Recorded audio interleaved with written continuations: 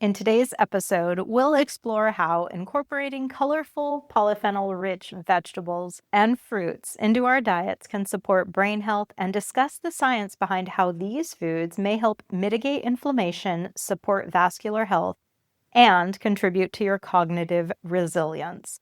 So if you're interested in practical, evidence-based approaches to support your brain health, stay tuned. Hey Rebels, welcome to Blasphemous Nutrition. Consider this podcast your pantry full of clarity, perspective, and the nuance needed to counter the superficial health advice so freely given on the internet. I'm Aimee, the unapologetically candid host of Blasphemous Nutrition and a double-degreed nutritionist with 20 years experience. I'm here to share a more nuanced take on living and eating well to sustain and recover your health. If you've found most health advice to be so generic as to be meaningless, or so extreme that it's unrealistic, and you don't mind the occasional F-bomb, you've come to the right place. From dissecting the latest nutrition trends to breaking down published research and sharing my own clinical experiences, I'm on a mission to foster clarity amidst all the confusion and empower you to have the health you need to live a life you love. Now let's get started. Welcome back to Blasphemous Nutrition, the podcast where we cut through the wellness noise with science, sass, and a healthy dose of skepticism. My name is Aimee. I'm a functional nutritionist who believes that when it comes to preserving our cognitive health, the solution may be found more in our kitchens than in our medicine cabinets. Today, we're delving into the crucial topic of cognitive aging. While medical advancements have provided us with tools to modestly slow cognitive decline, they have not delivered the preventative breakthroughs that many people have hoped for. And with nearly all other chronic diseases, this lack of significant prevention underscores the importance of having proactive lifestyle-based strategies. So let's talk about what happens to your brain as you age and why vegetables, of all things, deserve a seat at the head of the table.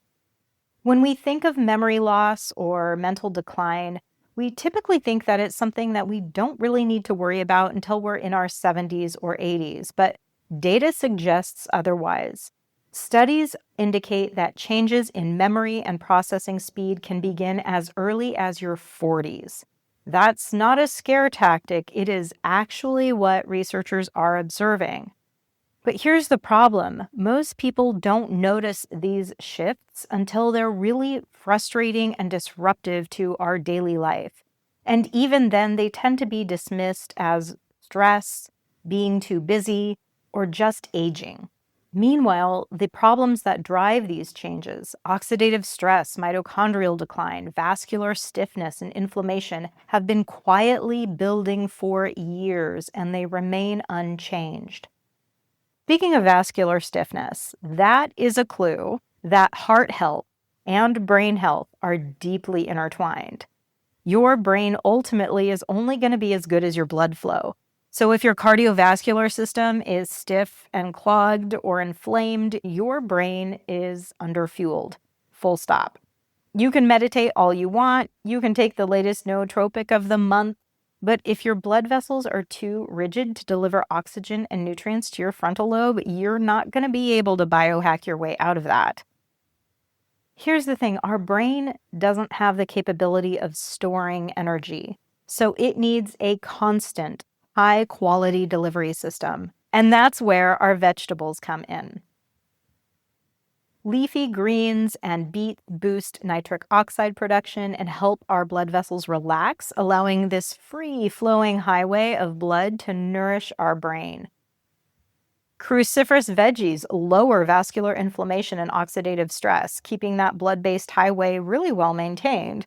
And polyphenols in numerous fruits and veggies help prevent the damage that leads to stiff arteries and narrowed capillaries in the first place. So this is like having a well-funded transportation crew that not only builds quality structures at the onset, but also is on top of the normal wear and tear that comes from using that transportation system. So yes, eating more produce does help you retain your memory, but it also lowers blood pressure, improves arterial flexibility, and keeps the highways open between your heart and your head. So if you want to think better in your 60s, you need to start protecting your heart in your 40s. This is a whole body, long game, resilient as hell nutrition strategy, and it sure tastes better than statins do. We've got tech that can track the decline in our cognition, and we've got medication that may slightly delay cognitive decline, but there's nothing in the medical toolkit that is reversing memory loss the way that we had hoped, especially multiple decades out from first starting to seriously look at this. So prevention is not just an ideal strategy, it's absolutely essential if you want to go out with all your cylinders firing. So this is where food comes in. What we can eat offers a sustainable, strategic form of support, one that works on the systems that keep your brain and body online, alert, and adaptive.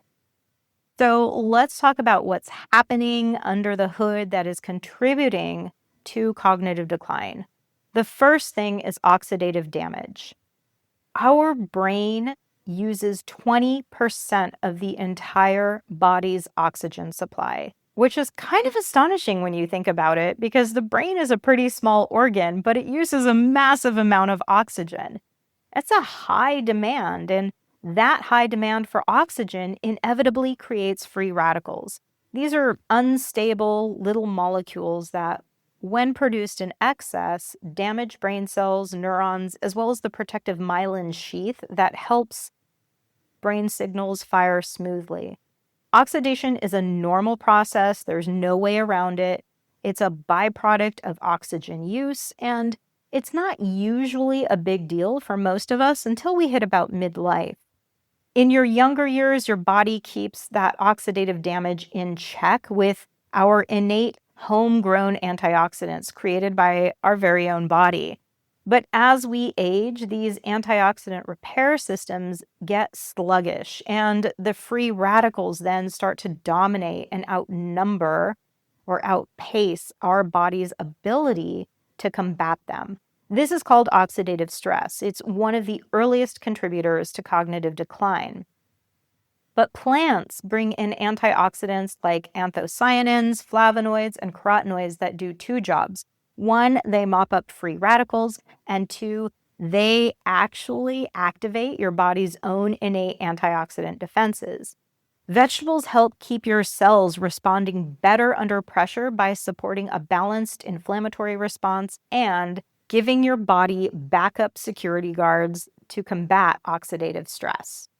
Another thing that happens is mitochondrial function slows down. And if the word mitochondria gives you ninth grade biology flashbacks, let me reintroduce them. They're the power plants of your body cells. They're the energy producers within the cells, including our brain cells. So sometimes a habitually slow, tired, struggling brain is actually a sign of struggling mitochondria. As mitochondrial efficiency declines with age, your brain ends up producing less ATP, and that's cellular energy. That can show up as brain fog, an inability to focus for long periods of time, or fatigue that no amount of sugar or coffee can fix. Veggies matter here because there are specific phytonutrients in plants that support mitochondrial resilience by helping us clean out old dysfunctional mitochondria in a process called mitophagy, and keeps healthy mitochondria working longer, resulting in a brain that ultimately runs more efficiently with better fuel. Number 3 is microglia get a little trigger happy, and microglia are your brain's resident immune cells. When they are well regulated, they clean up cellular debris and help us maintain healthy brain structure. But with chronic stress, inflammation, and aging, these microglia can become overactive. This means they start firing off inflammatory chemicals, creating or exacerbating an already existing low-level chronic inflammatory state in the brain that damages neurons and impairs our memory and learning capabilities over time. But polyphenols like quercetin and sulforaphane help modulate that microglial behavior by reducing the inflammatory signaling and helping the brain restore balance. keeping its immune activity sharp but not destructive. I'll be talking about which veggies contain these polyphenols shortly. Another thing that contributes to cognitive decline is the slowing of blood flow. Now, as I mentioned, your brain runs on a lot of oxygen, but it also requires nutrients, and it gets those nutrients from our blood. That blood travels through a vast network of blood vessels. As those blood vessels stiffen with age, blood flow starts to decline. Part of this is due to a drop in nitric oxide, which is a compound that helps blood vessels stay flexible and responsive. Less nitric oxide means more stiffness, less oxygen delivery, and slower mental performance.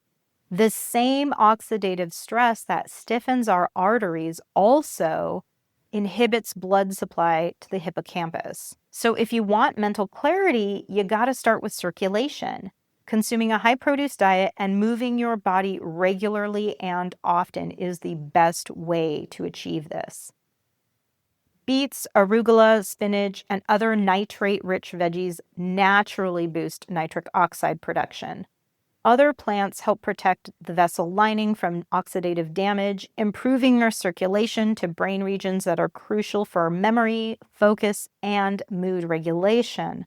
So having a veggie-rich plate several times a day keeps those blood vessels pliable and ensures that both oxygen and nutrient-rich blood goes where it needs to go.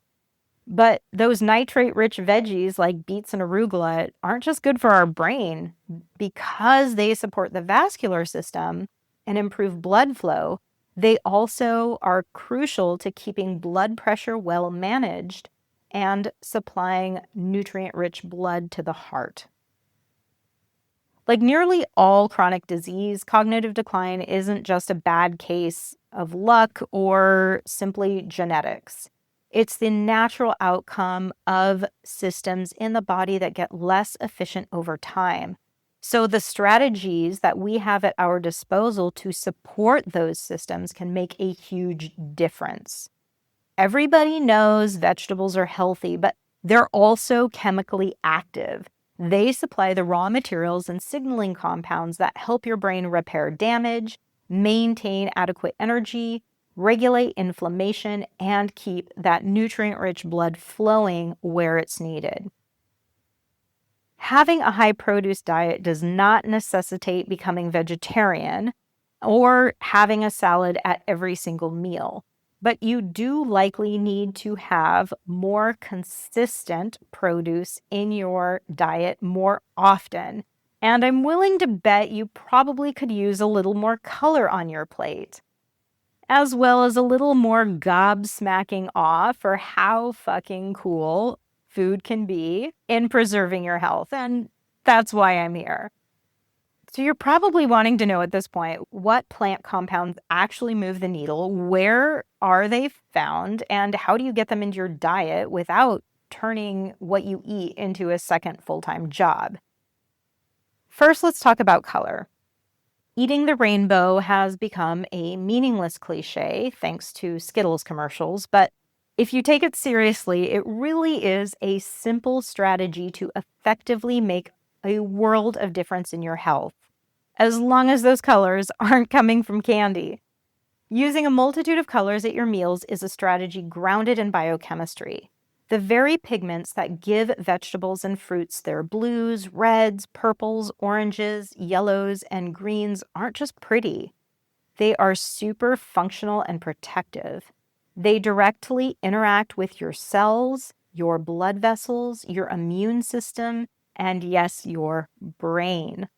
The colors in fruits and vegetables come from plant compounds called polyphenols, flavonoids, and carotenoids. Now, there are more plant compounds than these, but I'm just going to focus on these today. These compounds do a hell of a lot more than just fight free radicals. They offer a multitude of health benefits. So let's talk about some of these. First, I want to talk about polyphenols, because polyphenols are a massive group of plant-based compounds, and they protect the plant from environmental stress. The stress of UV light, the stress of pests, and the stress of disease. But polyphenols don't just protect plants, they also protect us. They help our body adapt to stress, reduce inflammation, and clean up oxidative damage. We know of about 8,000 polyphenols. I am sure there are tens of thousands more that we have yet to discover. When it comes to the brain, though, some of the most impactful polyphenols are flavonoids, like anthocyanins, quercetin, luteolin, phenolic acids like caffeic acid, which you'll find in coffee, thank goodness, lignans found in flax seeds and sesame seeds, and tannins and catechins, which you can find in teas, berries, and cacao. So if antioxidants as a whole were your body's cleanup crew, the polyphenols would be the building inspectors. They prevent messes before they happen. Polyphenols are involved in multiple cell signaling pathways that impact how the brain ages. They reduce inflammation by regulating the release of inflammatory compounds called cytokines, especially by chilling out any overactive microglia. So this helps preserve our synaptic function, enabling rapid and direct communication between cells, as well as preventing neuron damage and loss. Polyphenols also protect our neurons from oxidative stress by acting as a direct antioxidant to combat oxidation in the brain, as well as being an indirect inducer of your body's own defense systems. That's a pretty big deal when it comes to having that oxygen-hungry brain that inevitably produces quite a bit of oxidative stress. Polyphenols also improve cerebral blood flow. Compounds like epicatechin from dark chocolate in tea and quercetin found in onions and apples help dilate our blood vessels and protect endothelial function, improving nutrient delivery to our brain tissue. And certain polyphenols like resveratrol and luteolin promote neurogenesis and plasticity through brain-derived neurotropic factor, also known as BDNF. That's been a hot compound in the influencer wellness craze for a while, so that may be a familiar term to you. BDNF is critical for learning, for memory, and for the brain's ability to allow us to adapt over time. You're going to find these polyphenols in berries like blueberries, blackberries, raspberries, your leafy greens, especially darker, more bitter greens, red cabbage, onions, radishes, eggplant skin, again, those dark purples, blues, reds. They're also really rich in herbs and spices. So when you are seasoning your food with oregano, rosemary, thyme, or turmeric, you're not just delivering a lot of flavor, you're also gifting yourself a lot of polyphenols. Dark chocolate is rich in polyphenols. Isn't that exciting? But it's only really significant if you're consuming 70% cacao or greater in your dark chocolate. I hate to break it to you, milk chocolate fans, there's just not enough polyphenols in milk chocolate to be worthwhile from a health perspective. But if you like dark chocolate, this is one way that you can get polyphenols in your diet. Additionally, green and black tea is rich in polyphenols through those catechins, as well as coffee, right, with the phenolic acids. Additionally, nuts, seeds like flax seed, sesame seed, pumpkin seeds, and olives are rich in polyphenols. So this means olive oil is also rich in polyphenols. When you're looking for olive oil, if it's got a little bit of cloudiness to it, that's not a bad thing. The darker the color, the grassier the olive oil, the more polyphenols are in there. So the best part about polyphenols is they often work synergistically. So you don't need to hyper-focus on one specific superfood of the moment. Your goal is to aim for variety, consistency, and frequently include plants in the bulk of your meals. Polyphenols are your brain's daily maintenance crew. They regulate inflammation, support blood flow, promote resilience, and clean up metabolic messes before they turn into symptoms. So now that you know that polyphenols are basically the unrecognized multitaskers of brain protection, let's zoom in on a few of those specific compounds that not only give your veggies their brightest colors, but also give your neurons the strongest shot at aging well. First, I want to talk about anthocyanins. Anthocyanins are water-soluble pigments, so they're the color, literally they're the color that is responsible for red, purple, and blue hues that you'll find in many fruits and vegetables. They belong to the flavonoid family. So when you think of anthocyanins, I want you to think of blueberries, blackberries, purple cabbage, eggplant skin, purple carrots, red onions. These are where you'll find anthocyanins. Anthocyanins have been shown to cross the blood-brain barrier, and in the brain, they exert antioxidant and anti-inflammatory effects. They help improve cerebral blood flow, reduce neuroinflammation, and they may also actually help memory consolidation, especially in the hippocampus. Studies suggest that they may improve cognitive function and also reduce the risk of neurodegenerative diseases. Now, I want to say that anthocyanins offer early prevention. They don't provide end-stage damage control. You can't eat a kilo of blueberries a day, although sometimes I try, and expect that this alone is going to reverse Alzheimer's or halt cognitive decline. The effects of these compounds are most meaningful before a diagnosis, when your goal is preservation. That said, some of the research that is coming out does support a very comprehensive lifestyle and dietary strategy to actually reverse early cognitive decline.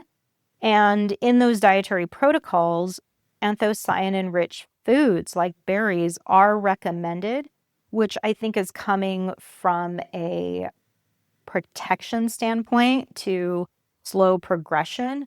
But the research isn't there yet to really show that it can alone, anyway, reverse cognitive decline. Next, I want to talk about flavonols. Flavonols are a subclass of flavonoids, and flavonoids are polyphenolic compounds that are found in onions, kale, spinach, broccoli, apple, and tea, among other things. Some common flavonols include quercetin as well as camphorol. Research does indicate that higher dietary intake of flavanol is associated with a slower rate of cognitive decline in the elderly. For instance, a study published in Neurology showed that individuals who have the highest flavanol intake had a significantly slower rate of cognitive decline after being observed for an average of 7 years. And this was in elderly folks. So a lot of, what cognitive decline is one of those things where it starts off slow first and then it seems to speed up. And when you're in your 70s and your 80s, the difference in cognitive function over the course of 7 years can be really profound.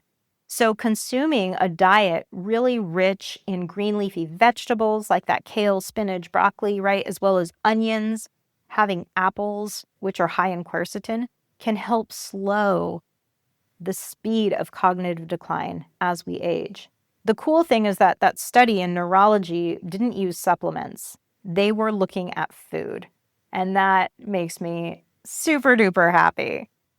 So while flavonols like quercetin and camphorol can protect our cognition, they're actually anti-inflammatory for your entire vascular system. And this is why higher intake of flavonols is also associated with lower risk of stroke and heart disease, in addition to better memory. And there is a reason why we have that saying, an apple a day keeps the doctor away. Now we know precisely why. It's the quercetin. Lutein and zeaxanthin are carotenoids. Carotenoids are fat-soluble pigments that are found in various plants. They are typically part of the plant family that gives an orange or a yellow hue, but they are also ubiquitous in green leafy vegetables. They are known for their role in eye health, but they also accumulate in brain tissue as well as eye tissue over time. And they're especially concentrated in areas of the brain related to visual processing and memory. These compounds are so tightly linked to cognition that researchers can sometimes predict someone's cognitive performance by looking at how much lutein is in their retina. It's so crazy to think about that, right? So you have these carotenoids, they accumulate in the fatty tissues of our body, right? And our brain and our eyes are the fattiest tissues in our body.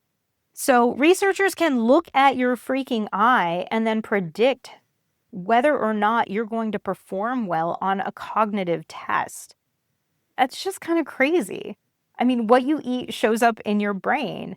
And these carotenoids that are concentrated in the brain are linked to better scores on memory tests, attention tests, and processing speed testing in older adults. Not only that, but long-term consumption of carotenoid-rich foods shows benefits even decades after the initial intake.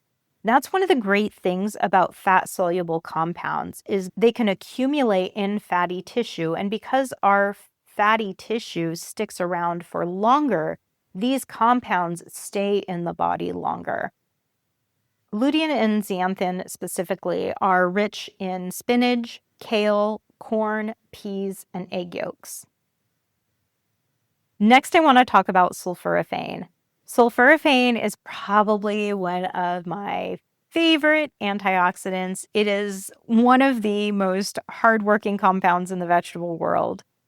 Sulforaphane is found in cruciferous vegetables. It is a sulfur-based molecule, as the name suggests.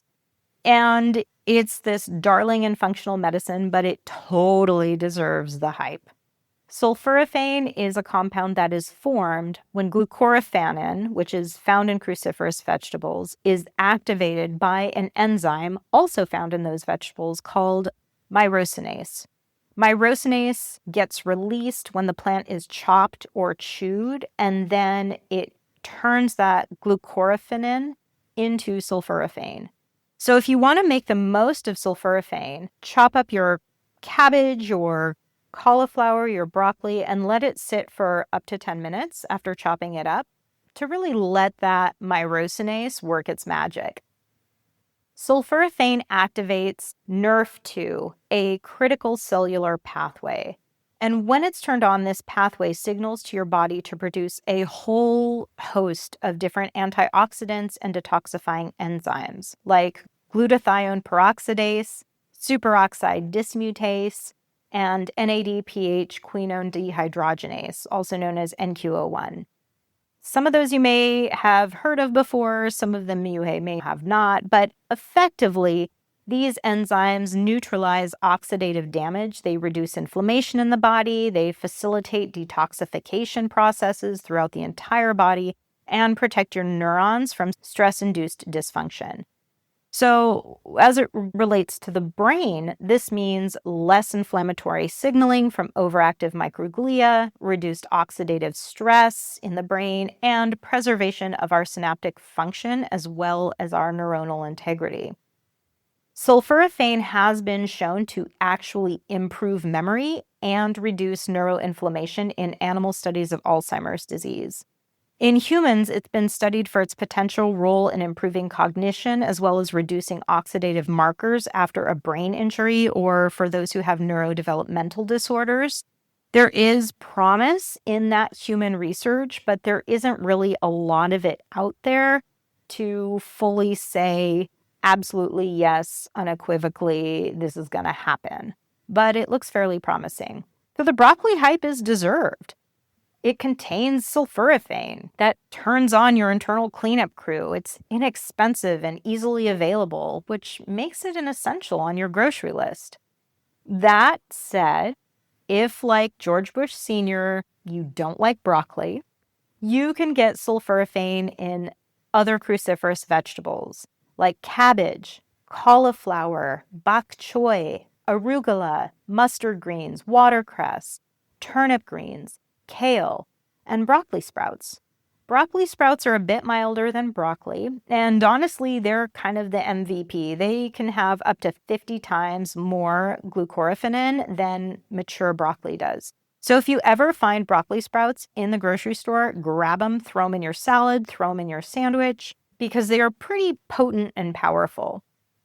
Lightly steaming your broccoli, especially broccoli stems where there's more glucoraphanin, increases sulforaphane availability. But if you take it too far and you boil your broccoli or you oversteam it, it does destroy it. So you want to have a light touch there.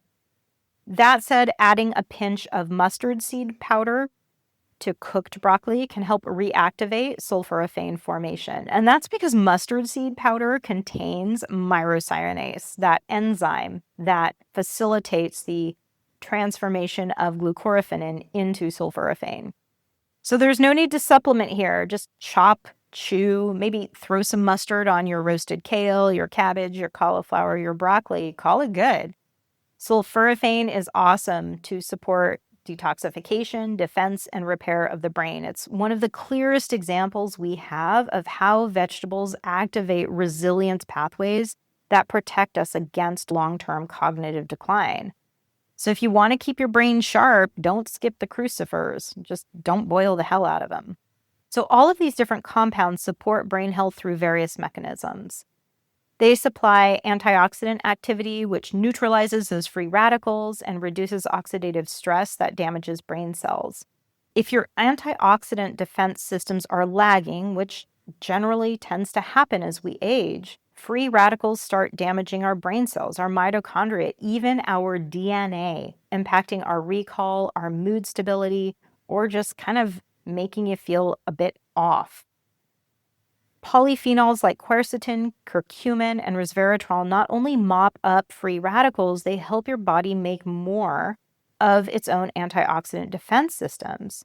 Compounds like sulforaphane activate glutathione, the body's master internally sourced antioxidants, and they protect our neurons from oxidative degradation before symptoms show up. The anti-inflammatory effects of a high-produce diet reduces chronic inflammation that ends up contributing to cognitive decline. It also regulates inflammatory signals through these pathways called NF-kappa B and NRF2. So I want to talk a little bit about these. NF-kappa B is nuclear factor kappa light chain enhancer of activated B cells, which is way too much to say multiple times, and that's why we call it NF-kappa B. This is your brain's inflammation switch. If it gets flipped too often due to poor diet, stress, or aging, it ramps up production of pro-inflammatory cytokines like TNF-alpha or interleukin-6. And chronic persistent activation of NF-kappa B is linked to everything from anxiety disorders to Alzheimer's disease. It can have a really profound impact on our brain through that chronic level of inflammation and those inflammatory cytokines that are just always lingering, wreaking havoc within the brain. And that's where NRF2 comes in. NRF2 is part of your cellular cleanup crew. It turns on genes that help you detoxify, reduce oxidative stress, and repair existing damage. NRF2 is anti-inflammatory in the best way. It helps restore your body's own defenses rather than simply suppressing the inflammation like taking aspirin would. Compounds like sulforaphane, EGCG, which you'll find in green tea, and those anthocyanidins in blueberries and purple cabbage help downregulate NF-kappa B and upregulate NRF2. So it reduces the inflammation switch and turns up the volume on the cleanup crew, effectively calming inflammatory fire and boosting the repair team in the body and the brain. The goal at the end of the day is not zero inflammation. We want inflammation to take care of things like bacteria and viruses and injuries. It's an essential part of that system. But what we want is a balanced, responsive, adaptive inflammatory system, not one that turns on the flame and walks out of the room to let it burn. We want to be able to know when to sound the alarm and when to shut it off.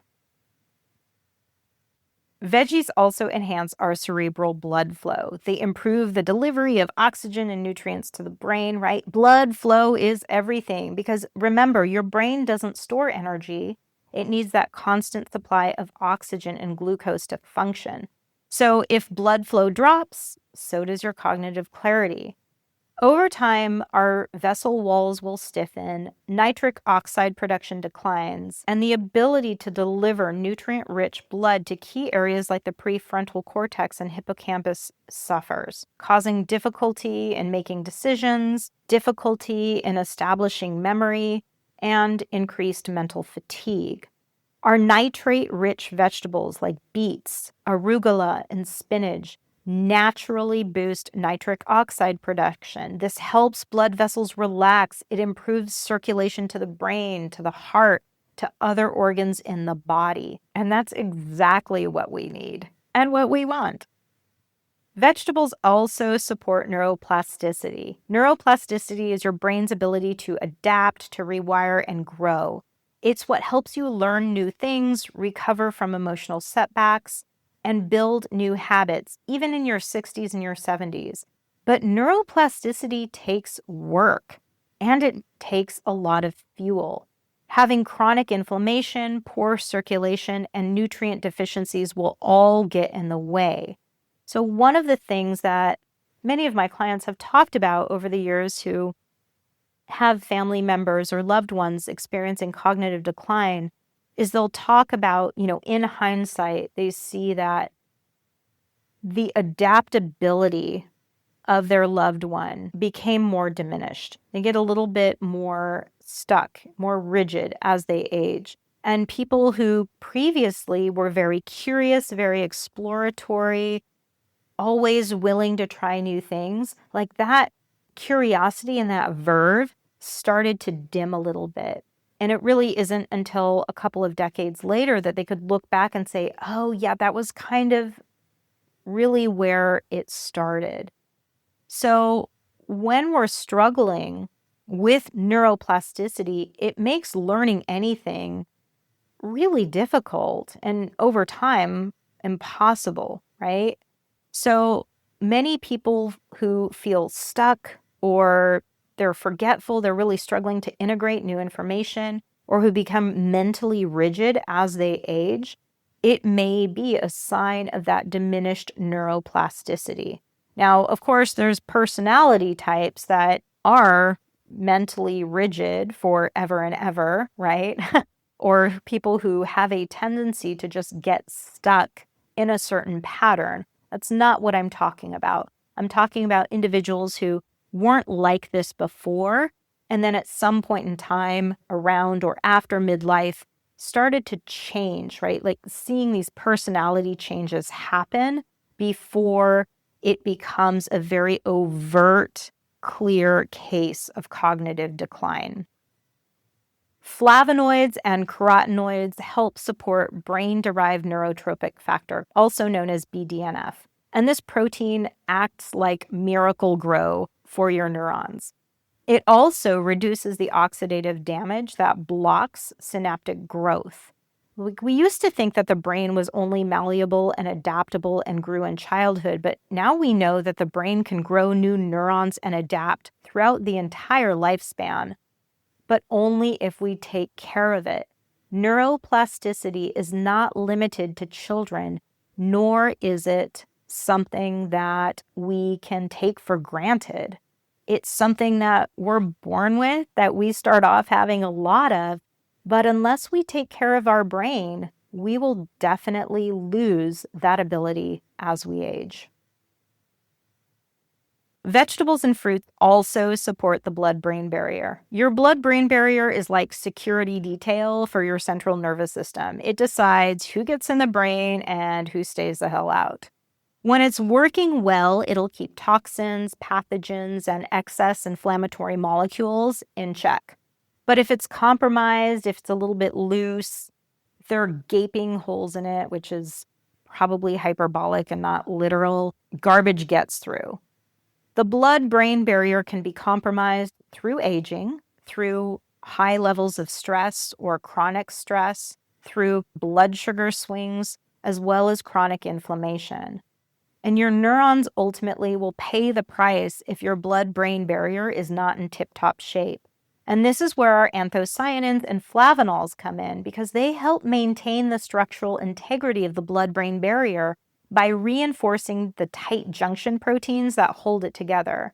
Tight junction proteins are also found in the gut, and we've heard of the term leaky gut at this point. I'm assuming you all have heard of that term, leaky gut. We can also have leaky brain, and that's when that blood-brain barrier gets a little bit loose, right? Those tight junction proteins aren't as tight and don't work as well, just like what happens in the gut. Now, when we have a nice, tight, intact blood-brain barrier, fewer inflammatory chemicals come through, and the blood-brain barrier is much better able to control what gets into the brain, which ultimately means less mess for your microglia to clean up. And if your microglia isn't consistently and chronically agitated because of inflammatory stuff getting through the brain, then it's not going to get out of control, right? So you can see how there can be this cascade of negative impact that can happen from not keeping these plant compounds, these antioxidant, phytochemical-rich plants in the diet to help preserve all aspects of your brain. The cliche eat the rainbow is the simplest way to get those compounds that I mentioned and several more that I've not.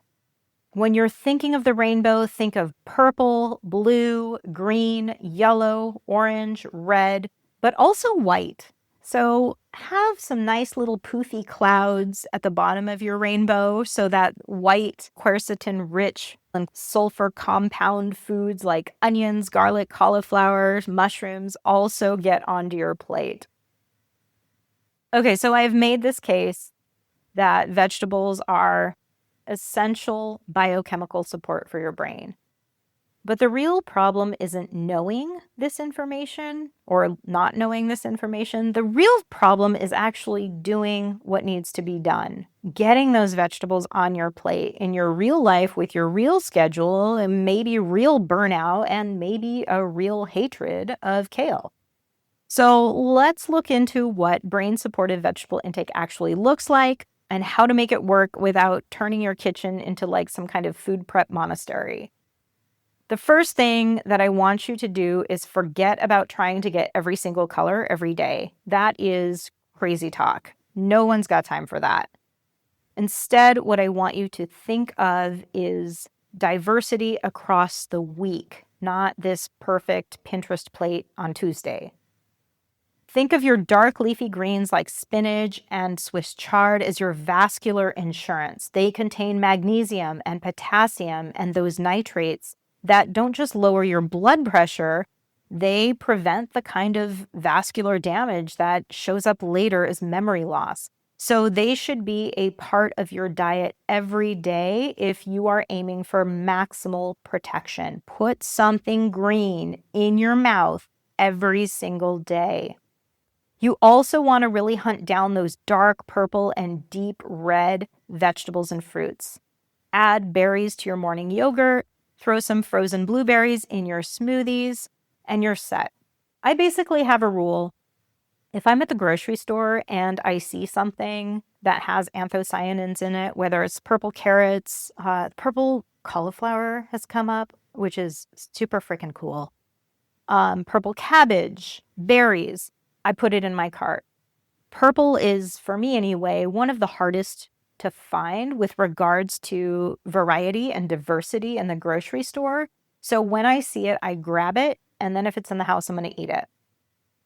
One thing that you can do is find a list of rainbow produce examples online. You can print one out, highlight the veggies that are the easiest to get your hands on, at least one, but ideally more from each category. And then include those vegetables and fruits in your weekly shopping list, and that way you'll easily cover your base and you'll get that diversity across the week. That's what we're really looking for, is making sure that all of the colors show up over the course of the week. So over 7 days, you could get your blues and your purples from blackberries, purple cabbage, eggplant, Those green leafy veggies, right? Spinach, kale, chard, arugula, watercress, broccoli is awesome. Reds from tomatoes, radicchio, red-skinned apples, watermelon. Oranges and yellows are going to contain carotenoids, so carrots, squash, yellow peppers, but carotenoids are also found in the greens. And it isn't something that we really think about unless you have aging greens that are starting to turn a little yellow. And that's kind of like when the carotenoids start to show through because some of the chlorophyll has died out. And then we've got our whites. Our white is cauliflower, bok choy, onions, mushrooms, turnips. Radishes have a white interior and a red outside. That counts as 2 colors, folks. That's a 2-in-1. It's a freebie, as are all of the other white-fleshed fruits and vegetables that have a colorful skin. So take a look in your grocery store with your list of colors and just grab something from each of the color categories and use that to incorporate into your meals and snacks throughout the week. Now, we also want to think about quantity, right? And incorporating vegetables as a foundational structure in your meal. So here's how to think about this. Add frozen spinach to your smoothies or kale to your eggs or a breakfast bowl. You can toss berries into yogurt or a smoothie that you'll actually drink. For lunch, you can use greens as a bed for your poke bowl if you're dining out. Instead of using rice as the base, use greens and then add a little bit of rice on top. You want to think about vegetables as the bed, not the garnish. You can also throw leftover roasted veggies into wraps, into soups. Another thing I like to do is use bolognese with a mix of 50% broccoli and 50% pasta instead of all pasta. Bolognese works really well with roasted or steamed broccoli. Zucchini is wonderful as well with bolognese. And thinly sliced cabbage works pretty well as well. So think about using veggies as the base and grains as the garnish. When it comes to dinner, go for volume. For most of us, this is our largest meal. It's also one that's most likely to be homemade or include vegetables. So roasted broccoli, spiced carrots, sauteed cabbage. Aim for 1 to 2 fist-sized servings of cooked vegetables rather than the few token scrawny spears of asparagus that is modeled to you by the restaurant industry. I think one of the reasons why we struggle to get enough produce is because we're not really modeled adequate amounts of produce. What we get in restaurants is, just kind of at most 1 half-cup serving, if we're lucky, unless you order a salad, right? So think about at least doubling what you would get in a restaurant, and then you're off to a good start. If you can 4x that and get effectively 2 cups of cooked veggies, then you get 4 servings in one meal, which really goes a long, long way to maximizing the benefits that you can get from produce. Now, when it comes to vegetable prep, I'm not asking you to fill your shopping cart full of produce and then come home and spend 4 or 5 hours chopping and prepping like some kind of Instagram influencer. Like, that is totally not what this is about. And it's funny, I've had so many clients over the years think that healthy eating means always going to the farmer's market, only getting organic, spending all fucking weekend chopping and prepping, and then they expect themselves to do this every weekend for the rest of their life and think that they have a willpower problem because it's not working. No. No, the expectations are simply not realistic. I love farmers markets, don't get me wrong. The produce is glorious there, but it's often cost prohibitive for a lot of people, or their farmers markets are seasonal and not year-round, depending on where you live. So that is not a very realistic or sustainable way for most people to get their produce. Additionally, very, very few of us have the time or the desire to spend all weekend in the kitchen chopping and prepping and roasting and steaming and all of the other stuff that needs to be done to make the work week workable. So let go of the expectation that that's what this needs to look like, because it 100% does not, absolutely does not need to look like that and should not look like that unless that's something that you actually enjoy that really works for you. Ultimately, just focus on lowering the friction between you and having your next meal at the ready. That includes veggies. So what can this look like? Make the most out of technology. Guys, we have freezers. We have frozen veggies. They are so much easier to work with. They don't go bad. You don't forget them in the back of the fridge and then come up with this like nasty ass gooey gray stuff a month or two later. Make the most of frozen veggies. Throw them in soups. Throw them in stir fries. Throw them in smoothies. Frozen spinach, riced cauliflower, those work great in smoothies.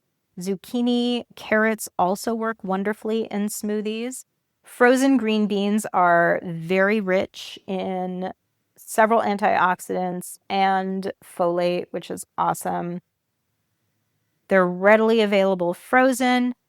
Throw them in everything because they're tasty. Additionally, make the most out of the pre-cut, packaged, fresh produce that's at your grocery store. Those broccoli florets, the cauliflower florets, baby carrots, baby bell peppers. We have so much more variety and so much more access now than we did 15, 20 years ago. And there's no shame in taking the shortcut. Like, take the shortcut. Thank goodness for the shortcut. And let go of the guilt. Like, you don't need that. Nobody needs that. It serves no purpose. All it's doing is getting in the way of you getting your veggies. And all I want you to do, guys, all I want you to do is get some more veggies. Get some veggies with the protein. Get some veggies with the proteins. Take all the shortcuts that you need to make it happen and take the win. A high produce diet is so freaking, you'll feel so great. You'll protect your brain. You'll protect your heart. I'm on a soapbox. Someone needs to push me off because I'm a little bit out of control. So let me just wrap this up here. Brain health isn't made with memory games and crossword puzzles, okay? It's about maintaining nutrient-rich, ample blood flow to the brain. It's about calming inflammation and keeping that in check. It's about building cellular resilience. And vegetables touch on every single one of those systems. This is the long game, okay? Now, if you've made it this far, you already know this episode is not about guilt tripping anybody into kale conversion. It's not what I'm about. It's really about having a deeper understanding of what your brain needs to age well and how freaking awesome colorful, nutrient-rich vegetables are in supporting all of the systems that keep it functional. So here's what I want you to walk away with today. Know that the brain just doesn't decline. It is responding. It's responding to food. It's responding to movement or lack thereof. It's responding to blood flow or lack thereof. It's responding to inflammation signals. Vegetables are able to modulate and change the language to support the brain into responding differently than perhaps your parents' or grandparents' brains have responded. And color matters. Color is the other big takeaway. Color is chemistry. Polyphenols, carotenoids, flavonoids, right? All of these work across your entire body systems. I've only talked about the brain today, but they work throughout the entire body to reduce damage, improve our energy, and regulate inflammation. The other thing is you do not need to overhaul your life. Just start feeding your body what it relies on to stay well. Do it a bit at a time, the easiest way possible. And so let's do one thing this week. I want you to do one thing. I want you to audit your color. That's all you're going to do this week. Look at your meals, not to judge them, just observe. You are a curious observer. You are a culinary anthropologist exploring the culinary habits of yourself, okay? And ask yourself, where's my purple? Where's my green? Are there any crucifers here? And then after the week is over, kind of assess, pick one thing to add. Maybe you're going to focus on crucifers. Maybe you're kind of excited about anthocyanins and you're going to up your blackberry game or get some red cabbage. But just pick one thing to add and build from there. Your future brain will thank you. Now, if you're realizing that, I know what I should be doing, but I'm really struggling to do it. I've been struggling to do it for a long time. It's not failure, okay? I don't want you to take that as failure. It's going to be a systems problem.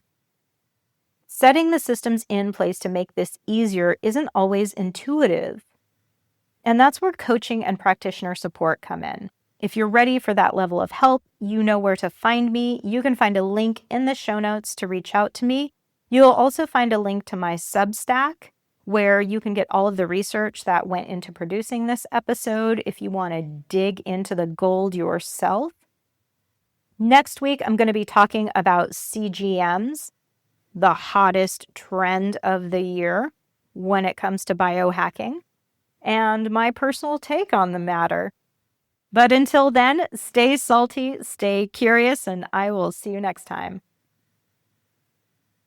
If you have found some nuggets of wisdom, make sure to subscribe, rate, and share Blasphemous Nutrition with those you care about.